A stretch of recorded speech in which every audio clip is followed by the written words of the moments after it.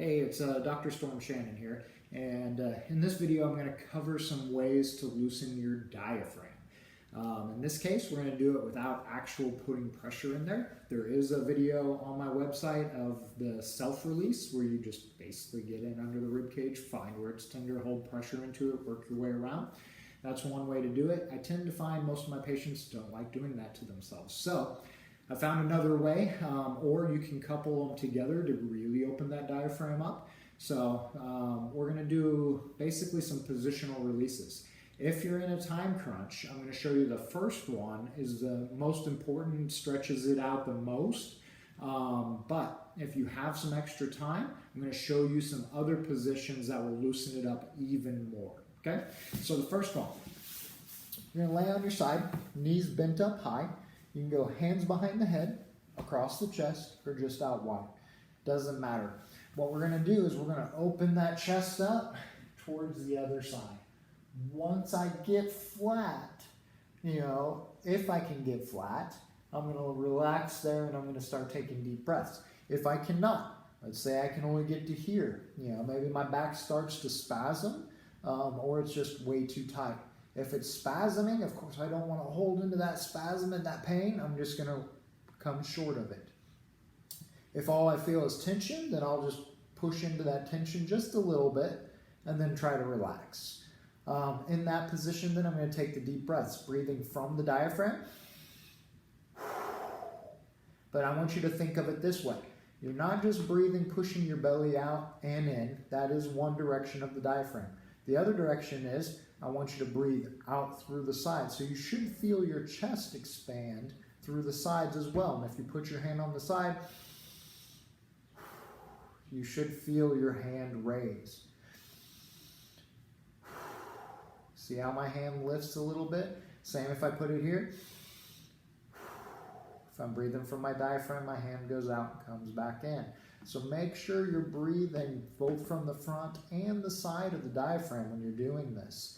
Once I have that, I'm just going to take deep breaths. If I can't open all the way up, I'm going to take deep breaths until I feel it relax some, at least a little bit.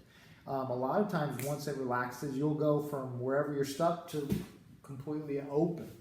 That's awesome. But I want it to at least open up where you feel it go, oh, okay.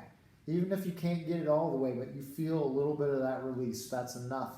Sometimes your first couple times doing this, it might take 20 or 30 breaths before that happens. Stick with it. It will loosen up.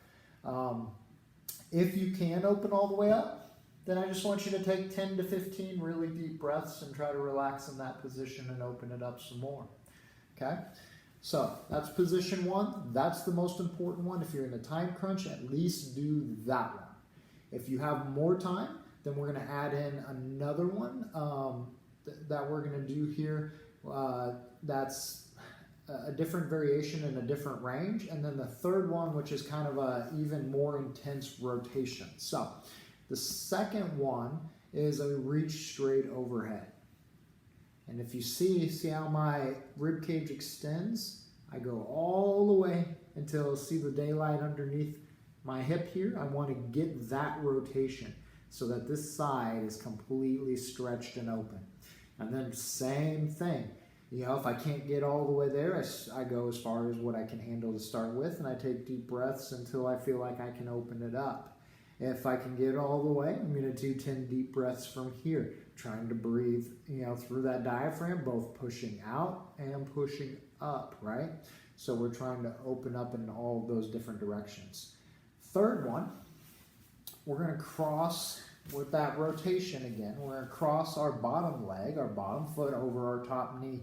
Helps keep the knee down so that then we can stretch. So if you can do this one and you can open up all the way, then it's time to add this one. And then it'll put a little bit more rotation, a little bit more tension in there, and then deep breaths to open that up even more. So that's the only variation. Otherwise, it's the same as the first one. So I'm just dropping my top knee down, bottom foot on top of my knee, holding that down and twisting, and then doing the deep breaths, okay?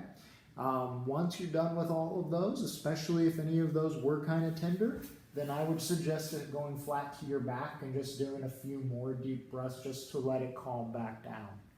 All right, so that's the diaphragm stretching sequence. Try that, play with that. That should really help open that diaphragm up. I tend to find that the diaphragm is tight in chronic pain patients. Anytime someone's had something for more than, I would say at least more than 6 months, it's almost guaranteed there's going to be some diaphragm restriction. A lot of times the diaphragm is compensating for the rest of the core. It definitely compensates a lot for the abs, but I've seen it compensate for the entire core. I've seen it where people couldn't activate any of the muscles through their core at all until we released their diaphragm, and then they were able to start engaging those muscles. So especially if you've had pain for a while, this is a must, getting that diaphragm opened up. Also, if it is really tight, then you need to pay attention throughout the day. When you're doing things, and especially if you're lifting and moving stuff, more than likely you're holding your breath as you're doing them. That's the engagement of that diaphragm to help out the core. We want to get out of that habit. Make sure you're breathing properly when you're moving and doing things throughout the day. If you can't do that, if it's too painful, you can't lift and control and keep that diaphragm loose, then you probably need some kind of extra support, a back brace or something of that nature until you can. So just some thoughts on, to help you out. All right, try that out. Let me know.